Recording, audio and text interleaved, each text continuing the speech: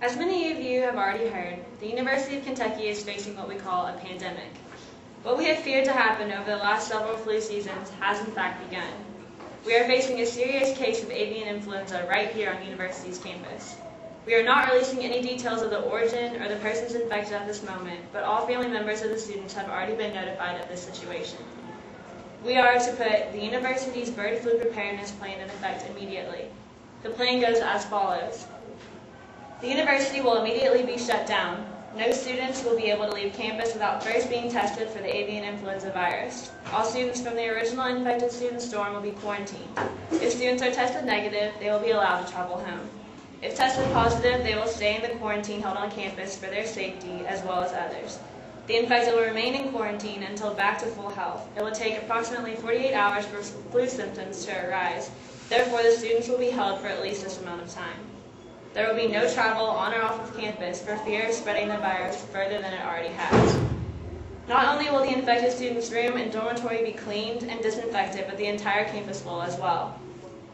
Everyone should take major precautions in washing your hands frequently and receiving a flu shot if you haven't already. Any persons coming in contact with the infected must wear protective equipment at all times. We will get and use all antivirals and vaccinations possible to help the recovery process. Only vital staff members from the medical department will stay on campus to help with the aid and care of the patients. The rest will be tested and sent home if negative. Now, I'm sure all of you all have a lot of questions with the quarantine issue. I would like to open the floor to any of these questions, and I will answer them to the best of my ability. What about the staff? Will they be compensated? And what about the already paid tuition? Unfortunately, we will not be able to compensate for the staff's leave in full, but we have set up a system of payment to regulate a certain amount of money to send to them. If students feel the need to continue going to class, they can go to a different college of the exact same tuition money, and we will pay for them to take courses there. And if they choose not to, they will be repaid for the tuition in full. Next question. And where will the quarantine be held? The quarantine is to be held in the Blanding-Kerwin complex because that's where we have the most space. If it turns out that there are more students infected than we anticipated, then we'll deal with that when the issue comes. Yes, we are there. How will the students eat? The students will be able to eat at the Commons Market as usual, but as required by the CDC, they will have to wear protective equipment at all times. And if they fall too ill in order to go get food by themselves, or a Federal Reserve Corps member will be able to provide them with the food they need. Who will be enforcing the quarantine? The CDC and the WHO are going to be enforcing this quarantine, and volunteers from the MRC are going to be administering vaccinations, and I'm also helping out with the quarantine. In the back. Will the infected students be able to see their parents? Students will actually not be able to leave campus due to the fact that we have students from all over the globe, all over the state. We will be causing a worldwide pandemic if they do in fact go home and they are infected. So their families will be able to visit them on campus if they wear protective equipment. What are we going to do about the basketball season? Will it be canceled? Well, it's going to take about a year for the virus to fully run its course. So as much as I hate to say this, basketball season, along with all other sports, are going to have to be canceled. No further comments. Alright, so I'm going to go out on a limb here, but one night with all my girlfriends, we watched this movie. It was called Outbreak.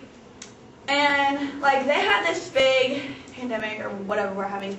And, like, there was this monkey, and it was what spread the virus everywhere. And see, what they had to do was they had to go to it to get the antiserum. They had to kill it. It was so sad. Like, it was awful. But anyway, that's beside the point. So we need to find someone that has the original antibodies in them so we can make our own antiserum, and we just need somebody that like lived through the 1918 pandemic. Grandpa, you're a monkey. Hurry, someone get a tranquilizer! No, you don't.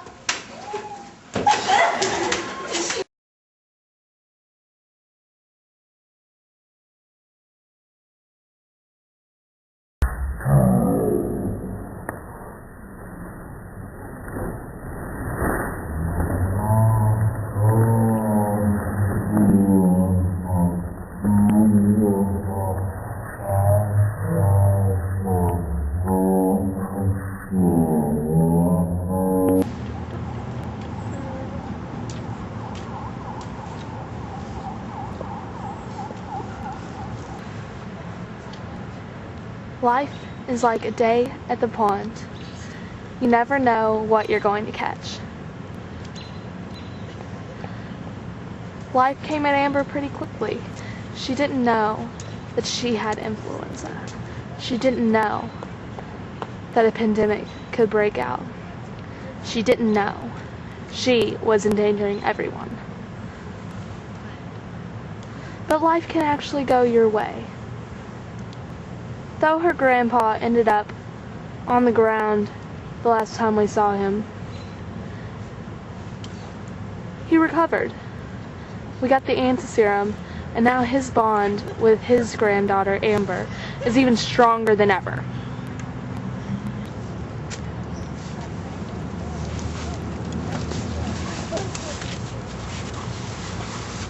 Amber survived flu's anatomy.